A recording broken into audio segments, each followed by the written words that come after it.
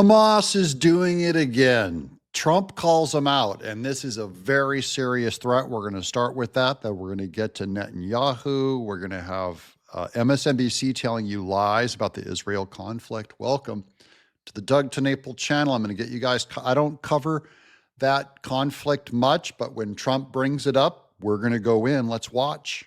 I watched the hostages come back today, and they look like Holocaust survivors. They were in horrible condition. They were emaciated. It looked like many years ago, the Holocaust survivors. And I don't know how much longer we can take that. When I watch that, I know we have a deal where we're supposed to they dribble in and keep dribbling in, but they are in really bad shape. They have been treated brutally, horribly. Even the ones that came out earlier, they were in a little bit better shape, but mentally they were treated so badly. Who could take that? At some point, we're going to lose our patience. When I see that scene that I saw today with people coming out of helicopters and airplanes that are emaciated, that look like they haven't had a meal in a month, no reason for that. And I don't know how much longer we can take it. That's a threat. I don't know how much longer we can take it. I'm with you, Trump. But this isn't just about Israeli hostages. There's American hostages still, and Trump said release them all on day one, and we still don't know how many of them are alive and how many of them are over there. And this is BS. This is foot dragging by Hamas, and they only lie. They always are first to break the ceasefire. You're going to hear MSNBC try and cover for them because they're Democrats and they are against Israel. And I don't get why Jews even pro-Israel people keep voting for them, but there you go. Here's Trump. Watch how furious he is. I think we might be putting some pressure on that conflict real soon. I don't know how long we can take it. When I watch people that were healthy people a reasonably short number of years ago, and you look at them today, they look like they've aged 25 years. They literally look like the old pictures of Holocaust survivors. The same thing. The same thing. And I don't know how long we're going to take that.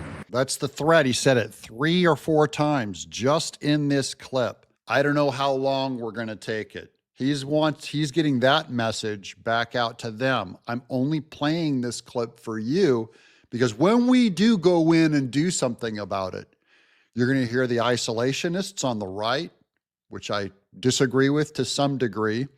They're going to say, oh, we're involved in another conflict. Trump, don't do it. And remember, his daughter, Ivanka, married a Jewish man. And so she has converted her family to Judaism. They're the ones that did all that great work in moving the embassy. They're Jewish now. And Trump is not going to take this. He gave him a warning. He wants this media to go out. But when he does something about it, the left is going to go completely ape on him and go, how can he be so anti-Palestinian, anti-refugee, those poor victims?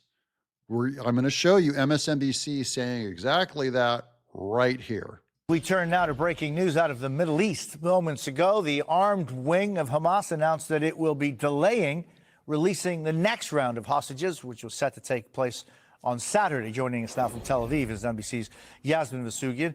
Yasmin, what's the latest on the ground there, and why is this change of mind by Hamas? Lies only, please. So there was a potential concern that something like this would happen. There was a delay in negotiations of phase 2, which concerned a lot of people as to whether or not this thing was going to fall apart. And there were warnings coming from the Al-Qassam Brigade, which is a basically military arm of Hamas, saying, in fact, that they felt as if Israel wasn't holding up their end of the bargain when it came to specifically humanitarian aid. And of course, they're going to blame Israel, knowing MSNBC is going to carry their side of it.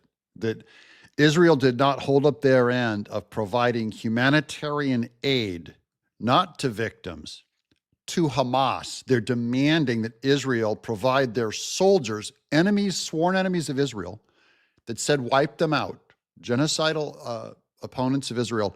that Israel has to provide their soldiers with tents because the whole place is complete rubble. There's nothing left. There's nowhere even left to live. Getting this news in, Jose, over the last 10 minutes or so, in which they have essentially said they are indefinitely delaying the release of any more remaining hostages. And they gave 3 reasons as to why. One, they cited humanitarian aid. This has been something that I've been consistently talking about with tents, caravans, mobile homes as part of phase 1. By the way, they want humanitarian aid. They want tents and mobile homes for their soldiers. Look at how they treat their hostages. These people are starved to death. That's what Trump was talking about in that first clip. So just so you know, they want money, Israel, to pay for their soldiers' aid, and they're not even feeding the hostages. I have a feeling, by the way, as Trump said, the earlier hostages they released looked a lot better than these ones that are released. I think the hostages that they're going to release next are in even worse shape, like not able to walk or talk. So they will lose negotiation power with each group of hostages that are released. I'm looking at the strategy of this thing, and they have to roll it out very carefully. They probably know that with the next batch of hostages come out, Israel's losing its patience, and Trump's going like, these people are emaciated. I don't know how much longer we're going to be able to do this. Do you hear the language? Of this ceasefire deal, they had promised to provide tents, mobile homes, caravans as well. As we well know, and we've seen the images coming out of North Gaza, especially as to where the majority of the destruction has taken place, there are no buildings. There is nowhere for anybody really to live. There's no roof over the heads of many of these Palestinians, hence the reason why they need these tents, these caravans, and these mobile homes. Now, the Al-Qassam Brigade, Hamas essentially is saying they haven't held up their end of the bargain when it comes to this humanitarian aid, so we're not releasing any more hostages. Something else they're citing as well is repeated shelling inside Gaza. There were 2 separate... Okay, here goes. Now they're going to say that the shelling inside of Gaza, they're going to try to blame the Jews. That's what the left always does. It's the Jews. ...incidents that took place over the weekend. First, it was the killing of 3 separate individuals in Gaza City. Now, who would do such a thing? What a terrible army to end the lives of 3 people inside. Oh, then come the details. You already know it's not, Israel does not shoot first, guys.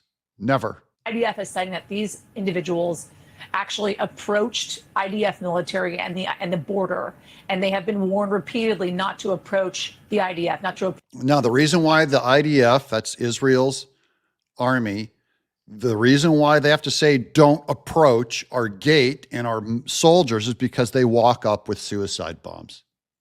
So they have to stay away or they're going to get shot. And those are the people that got shot was they are approaching. And a lot of times that Al-Aqsa Brigade, the military wing of Hamas, will send their innocent women and children in. They've done it.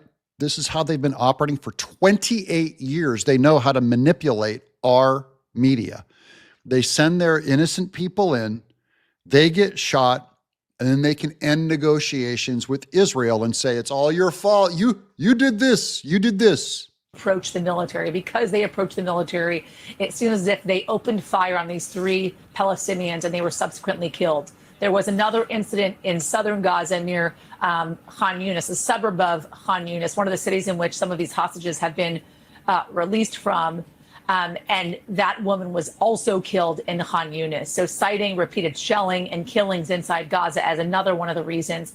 And then the third reason in which Hamas is citing is not allowing enough Palestinians to cross from south to north. As I mentioned a little bit earlier, and we've been talking about this for the last day or so, there's the Netzarim corridor, which separates south and north Gaza.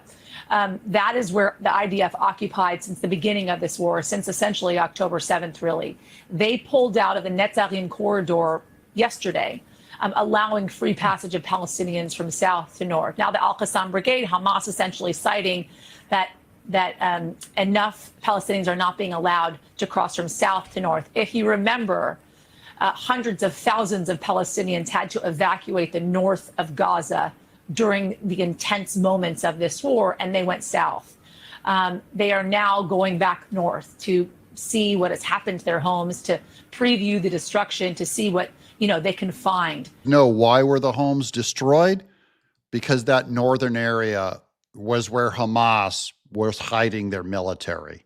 So Israel goes in, wipes them out in the north, because they're getting all supplied from over the border in the north is coming down. And because they are citing now that the Israelis are not allowing them to cross back north, that is one of the reasons they're saying they are keeping more hostages from being released. But just remember, guys, they're keeping more hostages. Let that sink in. They're kidnappers who took hostages. They're going, the reason why we are going to continue to kidnap, the reason why we are justified in keeping hostages is because you won't let these people go. So they're continuing a heinous evil.